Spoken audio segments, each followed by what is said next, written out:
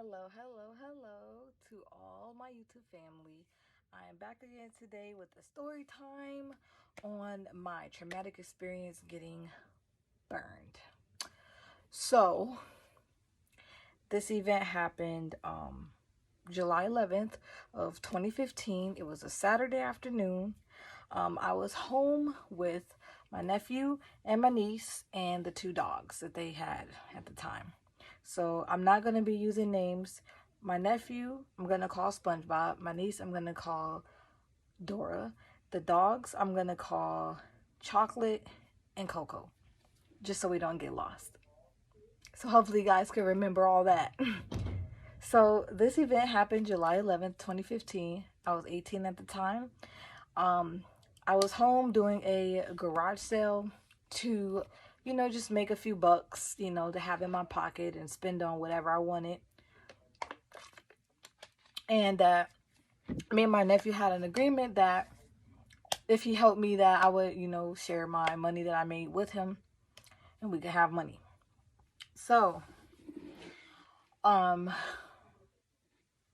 it was a Saturday afternoon. I think we had a few people maybe buy something. Like a few people came by because we had put signs like by the road and down the street, whatever. So me and SpongeBob were outside because Dora, after we had been outside sometimes, she wanted some ramen noodles. So I made her some ramen noodles. So she was in the house eating her ramen noodles, and Chocolate and Coco, the dogs, were also in the house. So then I went back outside with SpongeBob so that I can, obviously monitor the table and talk to the customers. And I didn't want him outside alone anyway because he was only 11. So we were still sitting there for a minute. Then he asked me, could I make him some noodles? And I said yes. And then he says, well, before you go in, could I use your phone to watch YouTube videos or whatever he wanted to do, play a game or something? So I said yeah, being the kind person that I was. So I went inside to make SpongeBob his noodles. The stove that I was using ran with propane and gas together, I guess. It's a mixture. So my mom told me like 2-3 days, maybe 4 days earlier, that there was a particular eye on the stove that had not been working, but I kind of figured that I could use it anyway because she didn't say that they fixed it to not use it, to use it. So I just took it upon myself to go ahead and use the stove because I figured everything was fine. Then I proceeded to turn on the little knob to the heat, the little whatever, the little eye knob, whatever. So then the eye that wasn't working was on the left side in the back. I was working with the front right side, the eye in the front on the right, closest to the sink. And there's like a little counter space next to me. So I turned it on, and with propane and gas, when you turn the stove on, you'll usually hear like this tick, tick, tick. It's supposed to tick 3 times, but when you turn it on, during the ticking, you hear so it's like tick, tick. So it's only supposed to tick twice, and then the fire pops up. Well, no, it's supposed to tick like 3 times, and then the fire pops up. So that didn't happen. All I hear was tick, tick, tick, tick, with the ticking. So I'm like, where's the fire? Where's the fire? So I'm like, okay. So there was like this little cardboard box on the counter to my right. So I grab a piece of it and I rip it off because I used the eye to my left in the front. I turned it on, The fire pops up. All right, all right. But then, like, it went away. So I was like, okay, well, that was weird. So I had this fire, this little bit of fire on this cardboard. But I was scared because, like, all the noise and everything and nothing was happening. And I got scared of the fire that I was holding on the cardboard. So I, like, rushed over to the sink and threw it in the sink with the running water. So, I was nervous, so I didn't do that again. Instead, I proceeded to, you know, mess with the little knobs and see which one was working, and nothing would come on. I was like, that's weird, okay. So then I'm, like, really super close to the stove. And, all of a sudden, after some time, which is probably like 10 minutes of me trying, it goes, so I turn it on, it goes tick, tick, tick, and then it goes whoosh.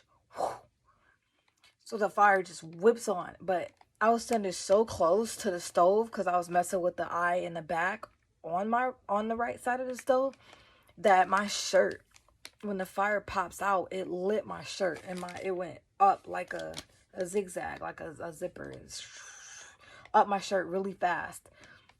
Now the shirt I had on, I had like a little tank top underneath. Then I had a Led Zeppelin shirt on. Now my tank top wasn't cotton, it was more like I want to say silky, maybe silk. I don't know. It's kind of like the material of maybe like a lingerie, like lingerie robe. So that, when the fire came on, it was like whoosh, so it like zigzagged up my shirt, like burning my shirt, and it happened so fast, like I was freaking out. So I like ran over to the water, which was like not even that far. I literally scooted over to my right, blast the water on, and was like throwing it like this because like I panicked. And I knew to stop, drop, and roll, but I remember my parents telling me that the tile in the kitchen was flammable, and like that had like towels and stuff around me and paper towel. Like I didn't want to risk like other stuff setting on fire. So I run to the bathroom. I was like, oh, I could hop in the shower or something. Well, bathroom door happened to be locked.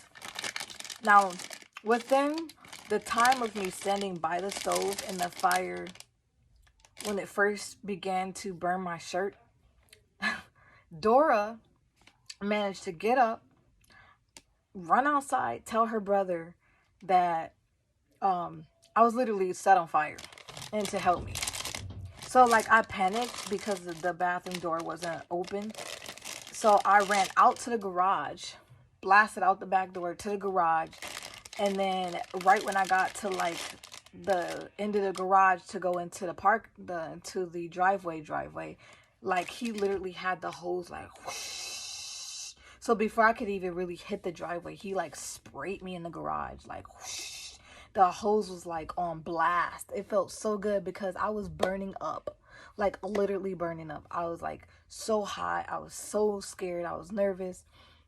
So like just the fire alone was like it was, oh my God, it was a lot. So he put me out. Then he calls 911 because he has my phone already.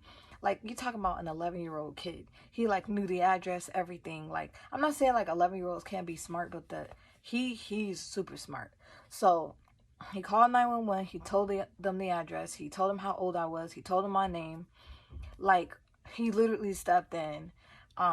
I call him my little hero because honestly, I think it was him. He saved my life. If he hadn't have been there ready and we had to like find water or set the water hose, I would have, oh my gosh, I would have been like way worse off or probably dead. So like I got burned like here. It's like really bad. So anyways, I got burned quite a bit. And the only thing I got on this side is this little thing right here. So my hands were burned because before I ran outside, I took my shirt and whipped it over my head. So part of my hair was singed because of that. part of my ear was a little, it kind of burned the skin on the back of like my piercing. So it kind of burned it down a little. My neck, this is not the burn. I got burned on my curling iron a few days back. So not a good curling iron user. So anyways, I got burned partially on my neck and things like that. So they got to my house. They called up my mom.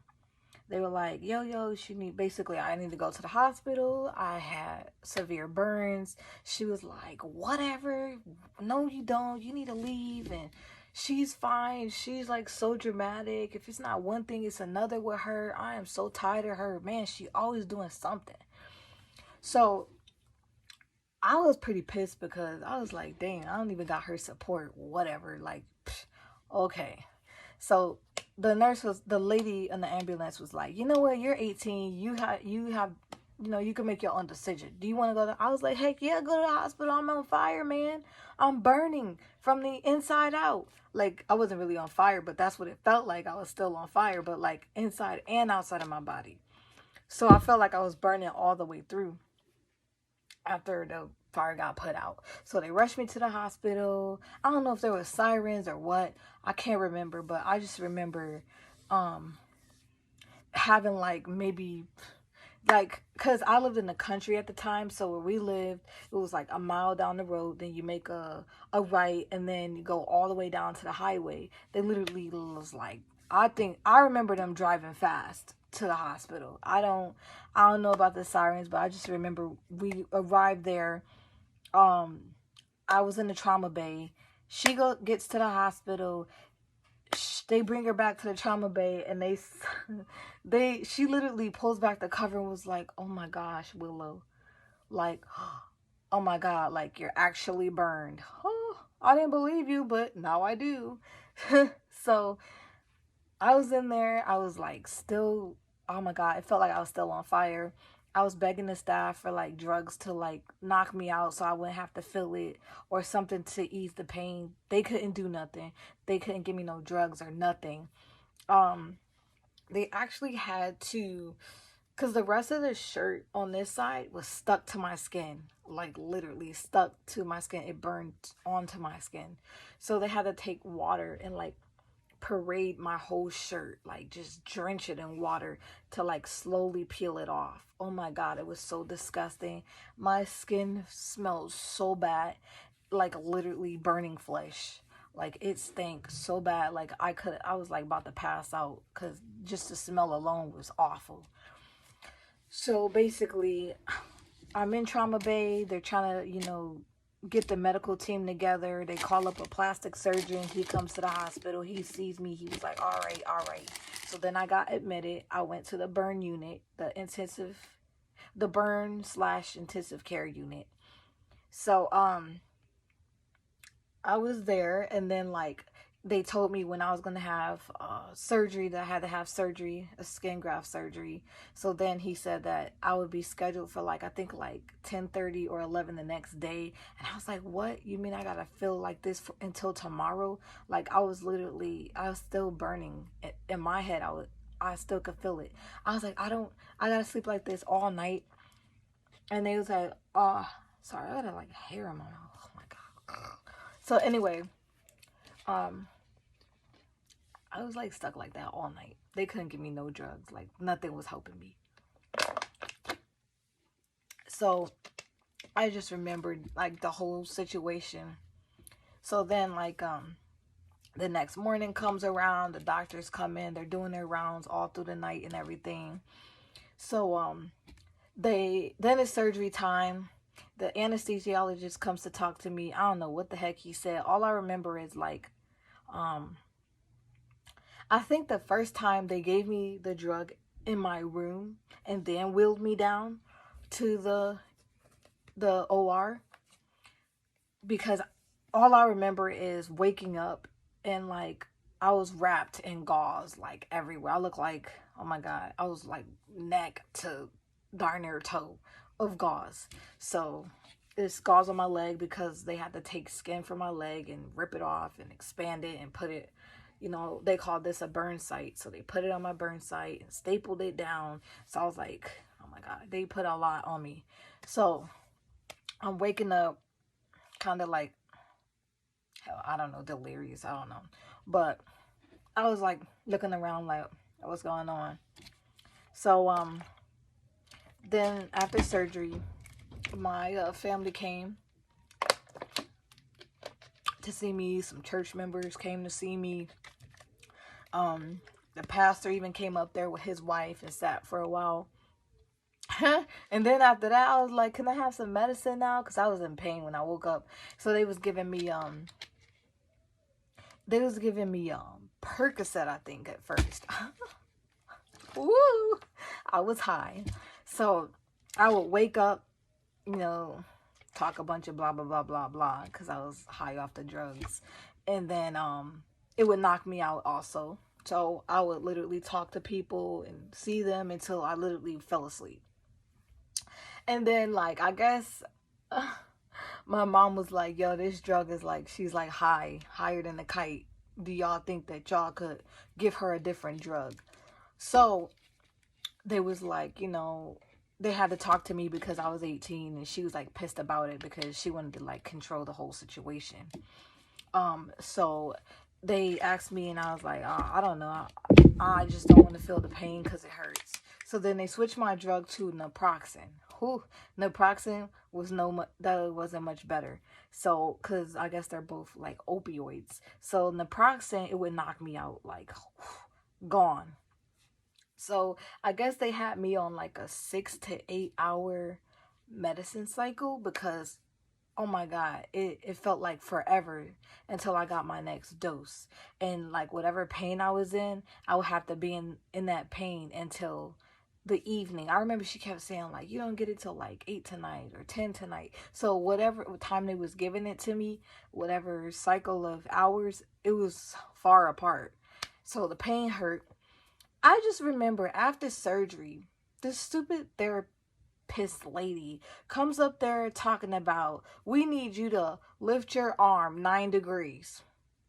You want me to lift my arm 9 degrees and I literally got out of surgery earlier that morning? Are you serious? You gotta be kidding me, right?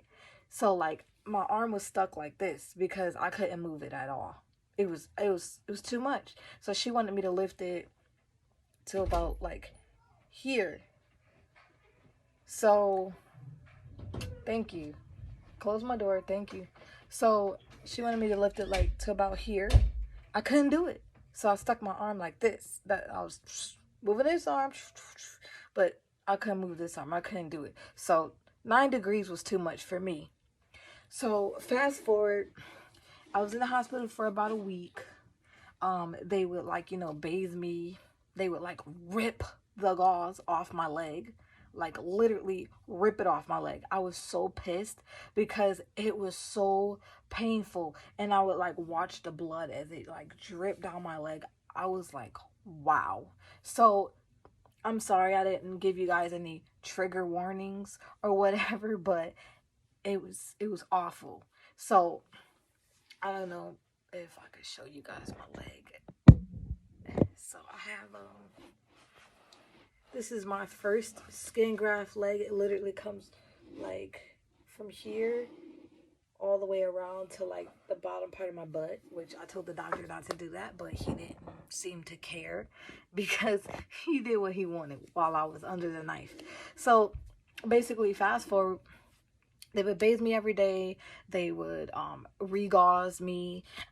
They would, you know, obviously make sure I was eating. I had a special diet. I swear I had to eat like a football player to, you know, get through my healing process. So then they were like, would you like to stay another week here? And I was like, no, I wanted to go home. It was boring. It was lonely there, and all I was doing was sleeping. So, and then they wouldn't let me leave the unit. The unit. So I was bored. So then I do remember waking up in the hospital while I was there one night in panic because I had a dream about the incident, and so it freaked me out, and I was like hyperventilating so bad. Like the nurse was like, you gotta calm your heart rate down or you could have a heart attack. I just remember her telling me that. So that was like one of my nights. It was pretty bad. It was traumatic for me. So then I like stayed there some more days, and then at the end of the week I went home. I think it was like a Friday or a Saturday. And then we got the nurses to come in to my house, you know, to bathe me and do things like that, check my temperature, check my pulse, make sure I was good. So during that time, I was supposed to be going to weekly, or like every few days I would go to therapy. They would give me a paper to do therapy at home. um I couldn't sleep in my bed. I had to sleep on like a recliner. I had to level my arm to practice, you know, getting my strength back in it, to lift in it or whatever. So it was just really bad. So then like one day in the shower, my mom was helping me in the shower um to bathe and clean up. And the all the skin that they had took off this leg just washed off like rainwater. Like, oh, just falling off like rainwater. I'm like, wow, that's crazy. So then she took me back to the skin doc, the plastic surgeon, I guess is what they call him. And he's like, oh, yep, she's going to have to come back in and get another surgery. I was like, what? More time in the hospital. So I should have just stayed in the hospital, like literally, because I was literally back there within days of getting out. So let me show you my other leg. This is my other leg. My this one is actually a perfect cut to me. So yeah, they cut my skin off this leg and then put it back on the burn site and put the gauze on this leg and everything. So they did that. And then it was back to the healing process because I requested to yet again go home after surgery. I woke up, you know, was out of it because I didn't know where I was, because I had just got out of surgery and got off the anesthesia. So then I went home, the same orders, you know, I had to come to therapy, you know, a few days a week. They would tell me I have to do therapy at home. They give me a sheet of paper with all the things that I'm supposed to do.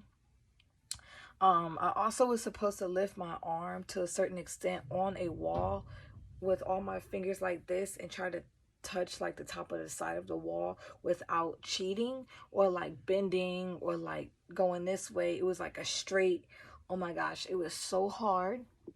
So then like I didn't finish it because like a lot happened in my life at the time. I got better to where like they could take the gauze off and I could wear like regular clothes. I don't think I could still sleep in my bed yet. Maybe I could have, but I don't know. I don't remember that part.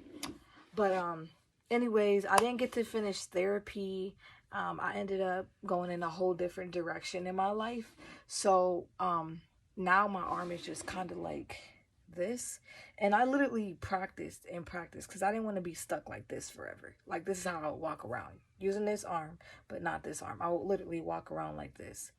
So I would have to gradually like do it on my own. But as you can see, if you can see my arm, this right here, I have a the skin is like grown over right here due to the fact that I didn't properly do my therapy. I actually got kicked out of the therapy part of the hospital because of my attendance. They wanted attendance, whatever, they had an attendance policy. And at my time of my life, you know, I had a rough patch and I couldn't make the attendance policy.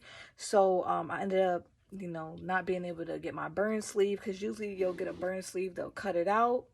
I got measured for it, but I never, you know, got it. So usually they'll give you a burn sleeve. Let's say my neck was burned, so they'll make it to like probably right here or right here, and it'll cover this arm, so probably cut it to right here, and then the rest of it my skin will show, and then it will cover all around where I got burned, and then probably on my legs too. I wasn't sure, but this part wouldn't have it because it doesn't need anything. So basically I would have wore that for 24 months, which is 2 years, is what I was told. I couldn't swim. I couldn't go to any lakes. They didn't want me in chlorine or anything like that for 2 years. So I was banned from swimming. But I managed to, before 2 years was up, I went into a saltwater pool because I found out that I could go into salt water, but not chlorine. So basically I did, but it caused my skin to itch like profusely. So I never went swimming after that. And I actually, the first time I really went swimming was about last year. Yeah, I think last year is when I went swimming for the first time in a long time. Actually, no, I went swimming at a lake in 2019. Yeah. Yep, about like maybe 4 years after, 3, 4 years after the incident is when I really swam, and that was at a lake. So that is my story on how I got burned. It was really traumatic for me. The recovery process was very painful. I wouldn't wish this on anybody else. This video is like almost too long. I hope that you guys would watch my video due to how long it was. So I hope you guys enjoyed my video. But please do not forget to comment, like, subscribe to my channel. And if there is a share button, feel free to share my video. Man, I just can't talk today. To share my video, and if you'd like to leave a comment below, please do so. Also, I am taking, suggestions on videos that, I could do for my channel. So if you have any suggestions, I'll feel free to leave it on the comment section below, because I would like to give you guys content that you guys would want. So please let me know so that I could better my channel and it is more suitable for you as my YouTube viewers. Thank you, and see you again next time on my next video.